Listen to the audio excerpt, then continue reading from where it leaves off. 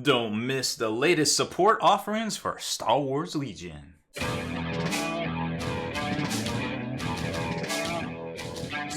Spiking bits. Welcome back, Star Wars Maniacs. Today we are checking out the new weapon emplacement teams, I guess you could call them, or support choices for Star Wars Legion. Of course, there's one for Rebels and one for the Imperials, both seen in that fantastic movie Empire Strikes Back, way back in the day, where they had the walkers, the old movie with the walkers, and then they tripped them up with the ropes. Yeah, that was that movie. Both of these are 1995. You can get them, of course, for less from Miniature Market, or check them out at your local game store. Now, these are kind of different. They're similar kits, but they both work together very differently. They are actually both are on different size bases, but they each come with 3 upgrade cards and, of course, the unit card and all the tokens that you would expect. So let's open them up and take a closer look. And here you can see the contents of the 2 new kits all laid out. Now the Stormtroopers, or the Snowtroopers rather, are going to come in 2 separate little bundles here. And then you're going to have the E-Web. The laser cannon looks to require a little bit of assembly, which doesn't seem too bad, but we're going to take a look at that. It's all pre-trimmed and ready to go there. And then the Rebel Troopers that control it are a separate little baggie as well. And then, of course, you have the unit cards, and then the 3 upgrade cards that come with this set. They are literally identical. So, like I said, very similar, but a little bit different in some regards. And then, of course, you got the tokens, which, I mean, whatever. I'm just going to throw it. We're not even going to talk about those. There's nothing new there. So, as far as E-Web Blaster Team goes, let's take a closer look at that. The assembly looks to be pretty straightforward. And I don't know if you noticed as well, the bases are slightly different.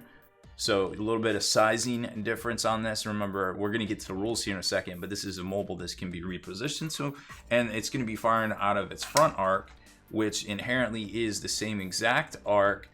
You know, when you split something down the middle 4 times, it's literally the same, depending on what it is, regardless of the size of the base. But they are both fixed 4, but can perform free pivots where necessary. But again, we're going to talk about the rules here in a second.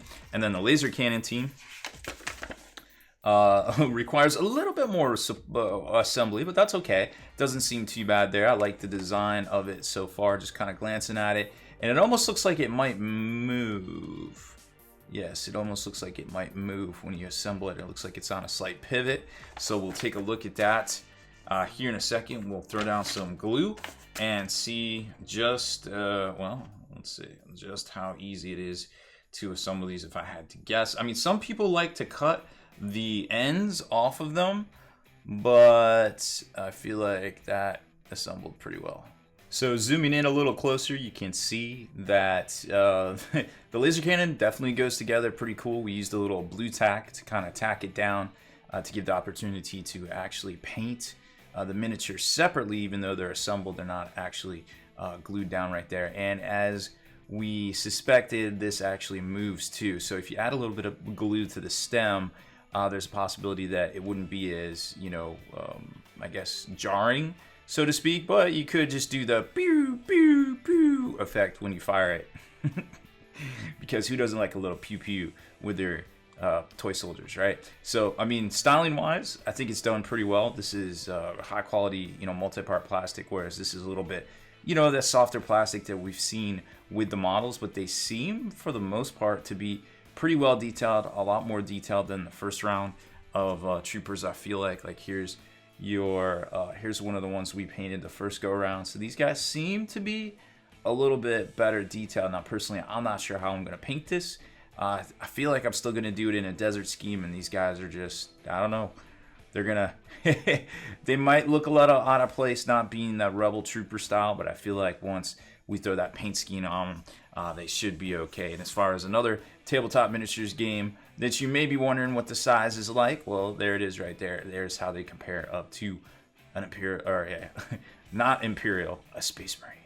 And next up is the E-Web Blaster, one of my personal favorite little emplacements of all time, I guess, maybe because I saw the movies when I was so young. But it's just cool when they put it in the hangar bay and it's going pew, pew, pew, pew, pew at the Millennium Falcon. You're like, oh no, are they going to get out? Is that thing going to wreck the Falcon? No.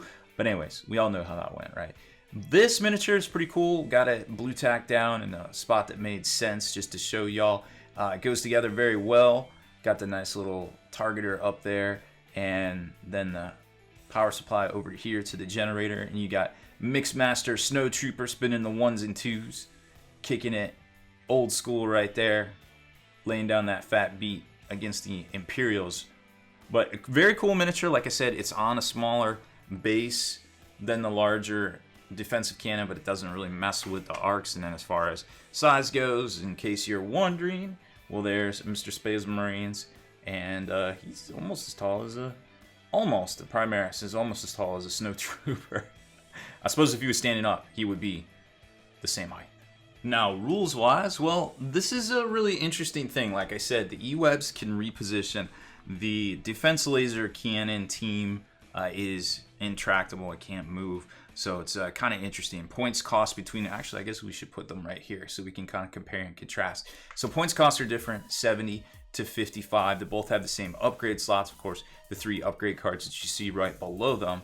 But that's kind of where they lose their similarities. I mean, they're both supports, but they have inherently different courage and as well as wounds. Saves are even different right here, and obviously offensive output and abilities are way different as well. So I guess that's what you get for the extra 55 points, so to speak. So let's talk about the E-Web Heavy Blaster real quick. So a lot of special rules coming into play here. Unarmed, they're pretty decent with 2 blacks, dice to the pool as far as like combat wise. Now blaster rifle, not so good, so watch your flanks, but I don't see why you would have that kind of issue because they have all these good rules. Obviously, if you have to get up and move, it's not that big of a deal because you get a free reposition whenever at the beginning or end of your movement, which is pretty nice. Free pivot, and that can be a full pivot. So you should be able to bring the front arc to bear because it is a front fixed weapon right there. As far as surge goes, you've got a little bit of that right there, of course, and just moves the 1, which is to be expected, of course, with the ability. Oh, let's talk about Sentinel, which is to be expected, of course, right there because you're primarily offensive firepower right there. Now, Sentinel is really interesting because if you choose to do a standby action, which kind of makes sense, to be quite honest, that you would get an extra bit of range right there to throw some shots down range. Now, it almost seems like you might just want to default go to standby, supposedly, but I'm not really sure yet. Haven't seen, I mean, with this defensive or this offensive output at the fixed front, you know, a whole bunch of dice right there and the ability to really throw some shots down range and kind of peel off some of them sticky little rebels that like to hide so much or dive, take cover. It's like so hard to kill them sometimes, really. There's the special abilities on the back. Now, depending on what you want to do, of course, you can always kind of have the ability to be reactive with the HQ uplink. These vary in what they're trying to do here, and of course, we'll cover this here in a second with the laser cannon team. But having an impact 1, which this doesn't have, but you could get up to impact 3 on the laser cannon team, that seems pretty solid. The ability to turn a normal hit into a critical is huge, and of course, you can apply it to this because it is fixed. Or if you want to go the other route and kick off some barrage and try to dig out the rebels that are hiding or dig out the Imperials that are hiding, this is going to give you extra dice and also the suppressive ability too. So both points the same right there at 10, and of course the new upgrade slot right there at the generator designation. So very, very flexible stuff when it comes to that. And as far as the laser cannon team goes, the only difference really is the fact that it has impact 2. It has a little bit extra range at range 4 instead of range 3. A little bit more shots with the defensive blaster pistols right here. Unarmed is the same. Sentinel is the same. Stationary is the same. It can perform a full pivot. It can't move.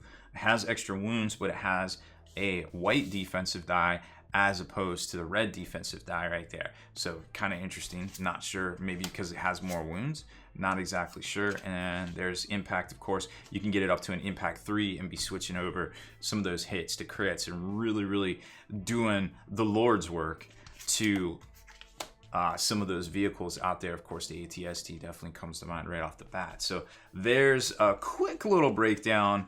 And of course, you get these cards in both sets right there. For the new weapon emplacements coming out, well, I guess they're already technically out. We're a little behind in our video just because of the fact we had some, well, it was Thanksgiving. But we're caught back up now and are about to hit up the new Emperor and Royal Guard video here in our next segment as well. So be sure to look for that here shortly. Of course, check out all of our painting tutorials on Stormtroopers, Rebels, how to play the game, etc., etc. We have a ton of Legion content here on the channel, so make sure you check it all out. And be sure to hit that subscribe button and turn on notifications so you can be the very first to like and comment on all our videos. Spiking bits.